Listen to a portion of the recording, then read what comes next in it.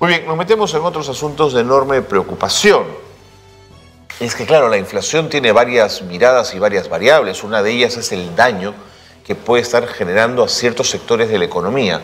Y uno de ellos es el sector bodeguero, que tiene que vivir cotidianamente con el alza de precios en un negocio donde no se gana mucho margen, donde las utilidades son pocas. Y claro, la inflación mata esa utilidad y mata también el negocio bodeguero, sin duda. Bueno, el presidente de la Asociación de Bodegueros del Perú, Andrés Choi, nos acompaña esta mañana y vamos a hablar justamente de la situación de las bodegas y a qué se han enfrentado y se enfrentan en estos días. Bienvenido, Andrés, qué gusto conversar con usted. Un gusto, muchas gracias, Carlos. Gracias, encantado. Invitarme. No, por favor. Así es. ¿Es verdad que han quebrado 9.000 bodegas? Sí, el año pasado quebramos 9.000 bodegas y en el transcurso de este año hemos quebrado un poco más. ¿Por qué quiebran las bodegas? Lo que pasa es que lamentablemente en los últimos años, desde el año pasado, se han incrementado, como comentas, esta inflación. Así es. Por ejemplo, a comienzos del año pasado, tú comprabas una botellita de aceite de 1 litro, sí, ¿no? Y te costaba 6 soles y pico. Sí, señor. Y después te llegó a costar 13 soles. Sí, señor. ¿No?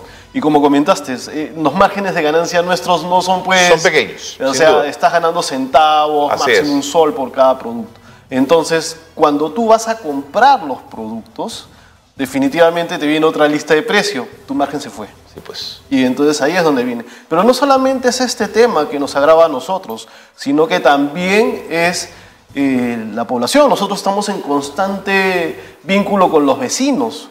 Por ejemplo, ahora un vecino ya no puede comprarte una botella de aceite. O sea, deja de comprar y por lo tanto también pierdes espacio comercial. Así es. Claro. No es que deje de comprar, sino que ahora te compra menos. Ok, te entiendo. ¿No? Por ejemplo, antes tú vendías botellas de aceite de 1 litro y ahora ya no vendes botellas de aceite de 1 litro. Ahora vendes de 1/4 de litro, ¿no?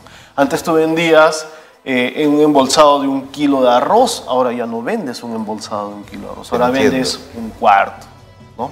Entonces, antes vendías 1 kilo de papas, ahora ya no vendes 1 kilo de papas, ahora vendes 3, 4 papas, ¿no?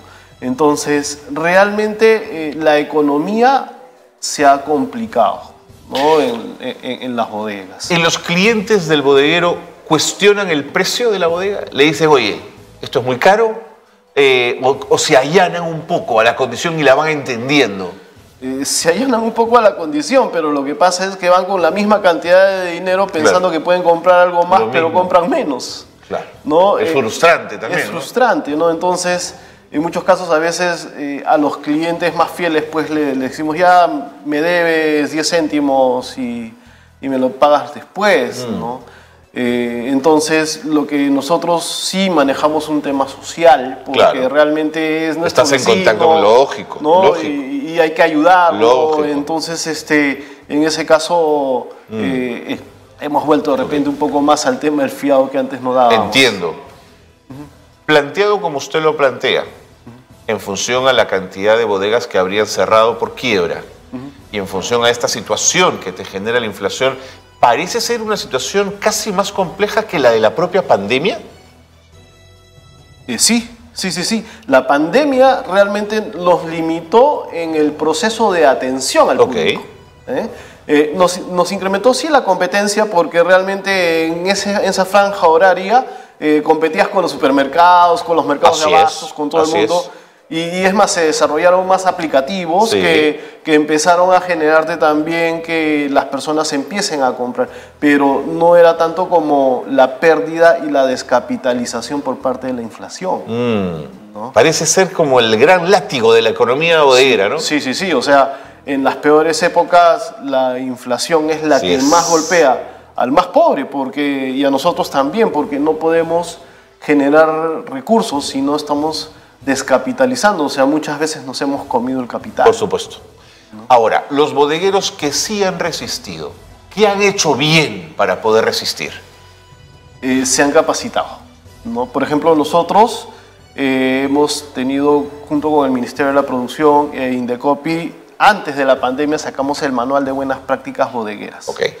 Y este Manual de Buenas Prácticas Bodegueras eran 24 horas lectivas que ayudaban a formarte en el negocio bodeguero. Paréntesis, porque si me permites la acotación, las bodegas suelen ser negocios familiares muchos de ellos micro y pequeñas empresas, muchas de subsistencia, y el personal de la bodega no está capacitado todavía, digamos, va aprendiendo en el camino el trabajo. Así es. Por ejemplo, la mayoría de nosotros somos empíricos, Así es. ¿no? O sea, bueno, yo soy de tercera generación de bodegueros, ya tengo más o menos un Por supuesto, conocimiento. viene de casa, Pero el tema es que muchas personas, cuando hubo la pandemia, se quedaron sin trabajo. Sí, señor. Y entonces dijeron, ¿qué negocio puedo poner para poder sobrevivir? ¿No? Y muchos de ellos pusieron bodeguitas, porque era lo que estaba más a la mano para poder generarse un ingreso, ¿no? Y ahí hubo una proliferación de bodegas, ¿ya? Pero eran bodegas que no estaban capacitadas, bodegas que realmente empezaban a competir en aspectos mucho más complicados con los supermercados, porque no conocían realmente lo que nosotros llamamos el espíritu del negocio bodeguero. Y el espíritu del negocio bodeguero es la atención al público. Sí. Eso es lo que va a marcar la diferencia siempre, Andrés, ¿no? Así es, ¿no? O sea, siempre el bodeguero ha sido el que atiende mejor al cliente, al vecino, el que está con él, el que sabe qué le gusta, qué no le gusta, ¿no? Entonces, eso en muchos casos a veces algunos decían, no, yo abro mi tienda y que entren, ¿no? Entonces, pero ya no es así, el negocio cambió, antes podía hacerlo, ¿no? Pero, bueno, antiguamente nos reuníamos a la bodega a tomar una gaseosa también. Hasta ahora también. Andrés, así es. ¿Cuánto los está golpeando las extorsiones? Una barbaridad. No te puedo creer, pensé que me ibas a decir que aún no mucho, qué pena. Una barbaridad. ¿Cómo lo han sentido? ¿Cómo lo han notado? Lo notamos día a día, ¿no? Ya hemos hablado con el Ministerio del Interior al respecto, ¿no? Para ver cómo se puede hacer, para manejar un poco el tema de la prevención, porque en muchos casos a veces uno por desconocimiento cae en este tipo de cosas. Y ya no solamente son las extorsiones, mira, ahora se han incrementado los niveles de delincuencia, ¿no? Antes eran los robos menores, ahora son los asaltos, ahora son las extorsiones, los cobros de cupos, y ahora último lo que se le llama el gota a gota, ¿no? Que ahora te vienen y te dicen, te ofrezco tal cantidad de dinero. Los préstamos estos, ¿no? Sí, y te presto bajo interés y todo lo demás, y si no me pagas, te amenazo, ¿no? ¿Y los bodegueros están allanando a los extorsionadores? ¿No les queda otra? En algunos casos sí, en otros no. En algunos casos sí se han allanado, por una simple y sencilla razón. Antes tú tenías la posibilidad de poder comprar productos y pagarlo dentro de 15 días con el fabricante. Ahora ya no tienes esa facilidad. No, ya no te da el fabricante la posibilidad de poder comprar a pago. O sea, crédito, ¿no? Entonces tú lo tienes que comprar al contado, ¿no? Y si lo compras al crédito te recargan, ¿no? O si no lo has pagado te ponen en Infocor. Entonces, para evitar ese tipo de problemas, el bodeguero trata de comprar lo más posible al contado, ¿no? Y se presta de estos prestamistas del gota a gota. Así es. Y entonces, en algunos casos, ¿no? Se tiene que prestar. ¿Por qué? Porque no le alcanza lo que vendió para poder pagar la factura o la compra que ha hecho por este diferencial de precios de la inflación. Claro. ¿No? Entonces, ahí es donde viene este mecanismo, ¿no? Si no le pagas al gota a gota, ¿es con pistola el cobro? Sí, te amenazan, es violento. Te amenazan a ti, te amenazan a tu familia. Han habido muchos casos en que a veces pues, te dejan una balita a la apertura de tu bodega, ¿no? O sea, son temas muy, muy peligrosos, ¿no? Entonces, ya nosotros como asociación hemos avisado a todos los socios cómo deben de evitar este tipo de cosas, cómo deben de prevenir, etcétera, etcétera. Sí, te lo preguntaba porque además entendiendo que, claro, te asustas, nadie quiere poner en riesgo a su familia ni a su pequeño negocio. También es verdad que si les pagamos a los extorsionadores estamos generando una economía ilegal que a la larga puede hacer más daño, porque con eso van a comprar más armas, con eso van a extorsionar más. Es muy complejo, Andrés. Así es, así es. Y las extorsiones, yo me acuerdo que varios socios míos me dijeron, mira Andrés, yo voy a cerrar por lo menos un par de meses. Y le dije, ¿por qué? Porque ya no puedo, o sea, me llaman a cada rato, me dicen, sabemos dónde está tu familia, qué es lo que hace tu hija, qué es lo que hace tu hijo, y si tú no nos pagas un cupo por mantener tu bodega, nosotros te podemos hacer cerrar o afectar a tu familiar. Tremendo, claro. Entonces, definitivamente la delincuencia, sobre todo en las zonas periféricas, Seguro. son las más fuertes, ¿no? De acuerdo. Vivimos el día a día, así es que No, sí, tenemos claro. que sobrevivir, Claro, tenemos Andrés. que ver cómo enfrentar a la delincuencia. Para terminar de entender el panorama y lo que significan las bodegas en nuestro país, ¿cuántas bodegas tenemos a nivel nacional aproximadamente? Tenemos 535.000 bodegas a nivel nacional, ¿no? Y más de 2 millones de personas que vivimos Que viven de las bodegas. de este negocio, así es. Correcto. ¿Es básicamente un negocio familiar? Sí, el Sí. 98%, El 98%. de las bodegas es negocio familiar. Que se hayan de ahí convertido en negocios un poquito más grandes, que contraten a un personal, no deja de ser negocio familiar. Ok. Sí, Sí. contratas a un primo, a alguien Así es. Ok, de Sí, acuerdo. sí, sí. ¿Cuánto dinero mueve al año el sector bodeguero, Andrés? Más o menos unos 4.000 a 5.000 millones de dólares. ¿No es poca plata? No. El negocio del consumo masivo tradicional es más o menos el 75% del manejo a nivel de toda la economía. Ok. ¿Y cómo han podido enfrentar la competencia de estos mini markets o franquicias que han comenzado a aparecer justo al costado de las bodegas, ¿no? Sí, bueno, hay los minimarkets que salieron, realmente yo les decía bodega-restaurante, ¿no? Ok. Porque más te vendían pizza, sándwiches. Es verdad, pienso en Tambo, en Oxxo, en Así esas es, marcas, ¿no? En esas marcas, ¿no? Pero la que sí ha entrado con mayor fuerza es minimarket más, por ejemplo, ¿no? Ellos sí están entrando Sí. a ofrecer los productos Sí. que nosotros sí vendemos. ¿Y Vega? Vega Menos. también, pero en menos... Ya, más ha sido mucho más agresivo. Es más agresivo y es más, con la redundancia. Lo que pasa es que ellos son parte de una gran corporación, ¿no? Sí, Entonces pues tienen- es más fácil crecer. Tienen tienen- espaldas financieras anchas. Así Claro, es. lógico. Entonces, pues pueden llegar más a lugares en donde nosotros estamos. Nosotros estamos muy metidos en el barrio, ¿no? Sí, pues Y más ellos- no te atiende como el bodeguero de ninguna manera. Así Es es. otro espíritu, otra cosa, ¿no? Así es, pero igualito nos golpea. De acuerdo. Andrés, respecto al tema del pago de impuestos por parte de las casas de apuesta, has sido citado en varias entrevistas y se te ha pedido opinión al respecto. Así es. Primero dime por qué, Andrés, has entrado a tallar la discusión sobre las apuestas y estas cosas tributarias cuando tu rubro es el bodeguero y qué opinión te merece el tema. Bien, bueno, nosotros vendemos algunas apuestitas como son la tinca, Ok, que somos las rapitincas, estas cosas, claro. Exacto, ¿no? Entonces, Torito, que creo que apareció también Torito, ahora, otra así lotería, es, ¿no? Entonces también estamos un poco relacionados con ellos, Ah, ¿no? ya Y te nos entendí pagan por una qué. comisión Por supuesto. por la venta de estas... Que no tributa. No. ¿O sí tributan? Las locales sí tributan. ¿Y por qué las otras no? Hay unas que son de aplicativo, Ajá. que son las que no tributan. Eso te quería preguntar, ¿por qué? Ya.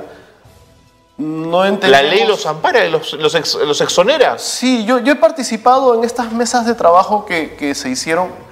Una socia mía me dijo hace bastante tiempo, mira Andrés, vamos a estar un poco perjudicados porque ya no vamos a poder vender tinca, me dijo. Yo le dije, ¿por qué? Porque hay una ley que es la 31557, ¿no? Que se está manejando en el Mincetur, que dice que ahora para poder vender tenemos que poner una garantía, ¿Y por qué? porque nos consideran como si fuésemos un tragamonedas, pues, ¿no? Porque la ley esta considera como si fuésemos tragamonedas las casas de apuesta. Pero no tiene ningún ¿Ya? sentido. No tiene sentido, pues, y entonces nosotros nos opusimos, ¿pero por qué? A ver, el que va a comprarnos una tinca, va y compra, pues, 1 o 2 numeritos. O sea, no es que vaya a comprarse, pues, 200 soles. Lógico, pues no juega cantidades Así grandes, es, así ¿no? es. Y es más, nosotros controlamos como vendemos, no va a venir, pues, el sobrino a comprarte una Claro, tinca. tiene no que ser una menores de persona edad, mayor, quiere así decir, es. por supuesto. No, o sea, nosotros lo controlamos. No es un tema de ludopatía ni nada por el estilo, pero ellos siguieron insistiendo. Entonces, ¿qué es lo que pasó con eso? Y nos empezaron a poner esta ley como varios parámetros, ¿no? Entonces nosotros dijimos, pero ¿y ahora nosotros ya no vamos a poder? ¿Y esto qué hacen? Estas loterías nos generan al menos tráfico, pues, ¿no? Porque te compran un guachito, No, pero te por compran pues, supuesto. galletas Por y todo lo demás. supuesto, ¿no? Entonces, Claro. Bueno, Plaza B hace lo mismo. Así Señor, es. ¿quiere usted jugar su tinca? Te lo Así ofrecen es. ahí mismo, ¿no? Así es, ¿no? Entonces, para nosotros era un tema complicado y entonces se presentó un proyecto de ley para contrarrestar Ya. estas propuestas de esta ley, ¿no? Ok, y en esa lógica es que te pidieron opinión y, Y en ustedes... esa lógica, ok. así es, empezamos a aprender también qué es lo que estaba pasando, porque Ok. nosotros desconocíamos qué situación había en De este acuerdo. sentido. Y entonces la posición, ¿cuál es?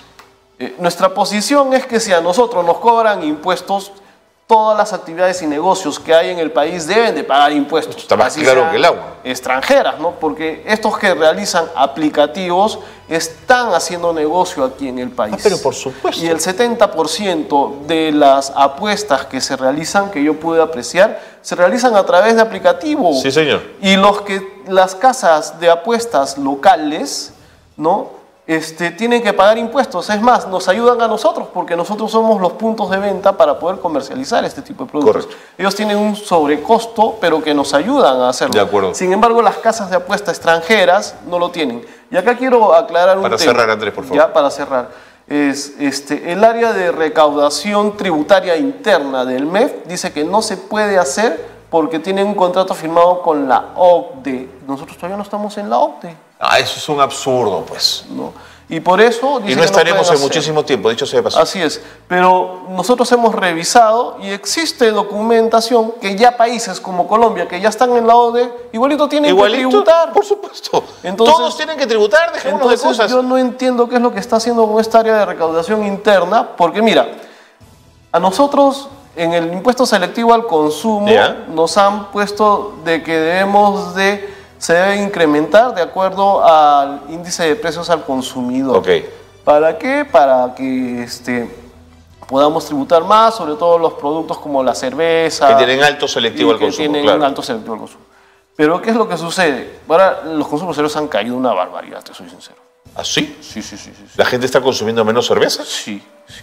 Antes tú tenías, por ejemplo, fiestas a cada rato en el barrio Ya y no. antes yo compraba pues 70, 80 cajas para el fin de semana, ya no compro eso, ¿no? Ahora compro 20, 30, lo que estoy comprando son botellitas más chiquitas, Más la chiquitas. gente ya no te compra las botellas de caja. No, tremendo. Así es, ¿no? Andrés, Entonces, clarísimo. Gracias. No entendemos. Gracias por estar con nosotros. Gracias, Carlos, por Gracias por la claridad, además de los conceptos y de lo claro que tienen el negocio bodeguero en el Perú. Muchísimas gracias. Muchas gracias a ti. Andrés Choy es presidente de la Asociación de Bodegueros del Perú. Ha estado con nosotros en Nativa para contarnos cómo están viendo ellos la situación general de las bodegas, lo complejo que está todo y además una suerte de injusticia tributaria que a ellos los está de alguna manera discriminando frente a otros que también hacen apuestas y que no pagan. ¿Por qué? ¿Por qué no habrían de pagar? Todos tenemos que pagar impuestos.